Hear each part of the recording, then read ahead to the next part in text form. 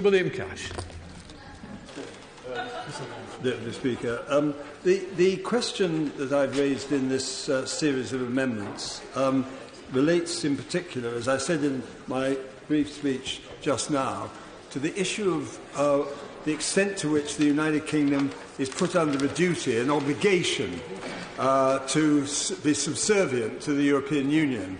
And I do find that this bill is deeply offensive for that reason alone. And as I just said earlier, this whole parliamentary constitutional arrangement that we have is based on the fact that with general elections, we make decisions in general elections by the free will of the British people in the secret ballot.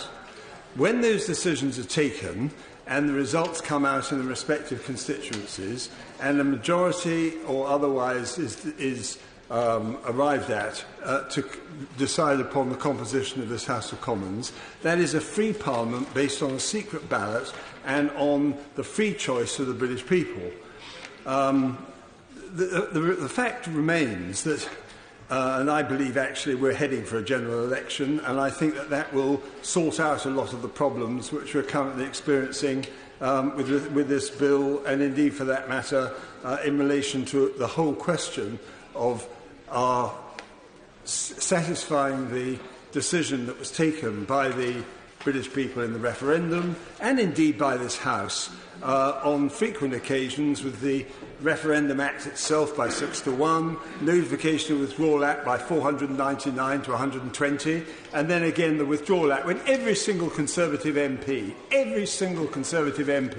voted for the Withdrawal Act, which quite clearly stated that we leave the European Union and we repeal the European Communities Act on exit day, which is the 31st of October.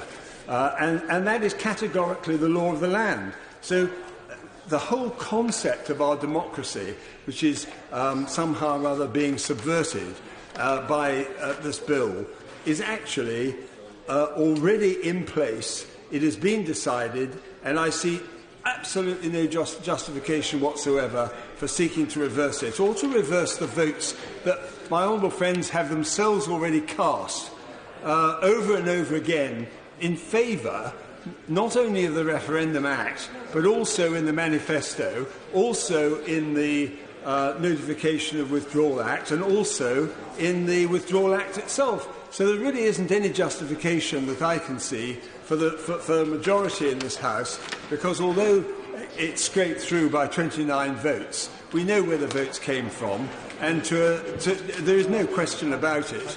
They came from former Conservative members of Parliament, and some who are, unfortunately, I think by their own choice, in a position where they've been had the whip taken away from them. I regret it.